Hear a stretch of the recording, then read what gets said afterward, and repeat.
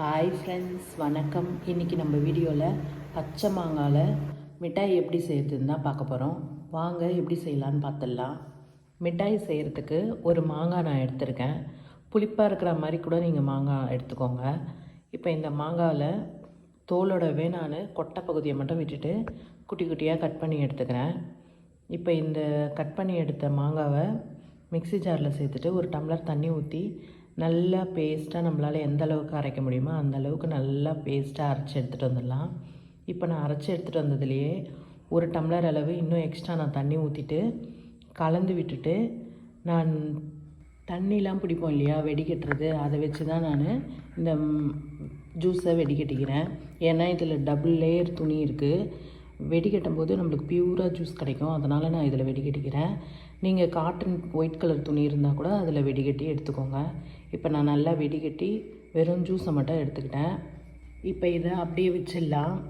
இப்போ சர்க்கரை நான் ஒரு 2 கப்பளவு ஒரு கடாயில் சேர்த்துட்டு 1 கப்பளவு தண்ணி ஊற்றிட்டு நம்ம சர்க்கரையை நல்லா கரைச்சிட்டு ஒரு கம்பி பதம் வரணும். அது வரைக்கும் நம்ம கலந்து கொடுத்துக்கிட்டே இருக்கலாம். நம்ம சர்க்கரை எந்த கப்பில் அளந்தோமோ அதே கப்பில் ஒரு 4 கப்பளவு நமக்கு ஜூஸ் கிடச்சிருக்கு. நான் ஒரு 2 கப்பளவு சர்க்கரை சேர்த்துருக்கேன். இப்போ பாருங்கள், சர்க்கரை கரைஞ்சிடுச்சு. கொஞ்சம் நேரம் நம்ம கலந்து கொடுத்துக்கிட்டே இருந்தோன்னா கம்பி பதம் வர்ற வரைக்கும் நம்ம கலந்து கொடுத்துக்கிட்டே இருக்கலாம். இப்போ பாருங்கள், இந்த மாதிரி நீங்கள் தொட்டு பார்த்தீங்கன்னா அப்படியே கம்பி மாதிரி பிசு பிசுன்னு வருது பாருங்கள். இந்த இதுவில் நம்ம இந்த ஜூஸ் எடுத்து ஊற்றிட்டு கலந்து கொடுத்துக்கிட்டே இருக்கலாம்.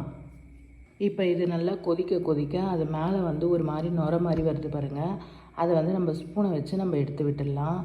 இப்போ நான் எல்லாத்தையும் எடுத்து விட்டுட்டு இப்போ நான் ஃபுட் கலர் கொஞ்சம் சேர்த்துக்கிறேன். இது ஏன்னா வீடியோக்காக தான், கொஞ்சம் கலர்ஃபுல்லாக இருக்குமே அப்படின்றதுக்காக. உங்களுக்கு விருப்பம் இல்லைன்னா நீங்கள் அப்படியே கூட செய்யலாம். இப்போ இதை நீங்கள் ஒரு 10 நிமிஷம் கலந்து கொடுத்துக்கிட்டே இருந்தீங்கன்னா இங்கே பாருங்கள் டைட் ஆகிடுச்சு. இப்போ நம்ம ஸ்டவ் ஆஃப் பண்ணிவிட்டு இந்த மாதிரி சாக்லேட் மோல்டு இருந்ததுன்னா இதில் நீங்கள் ஊற்றி ஃபுல் பண்ணிவிட்டு ஃப்ரீசரில் வச்சுருங்க. செட் ஆனதும் நீங்கள் எடுத்திங்கன்னா சூப்பரான பச்சை மாங்காய் மிட்டாய் ரெடி.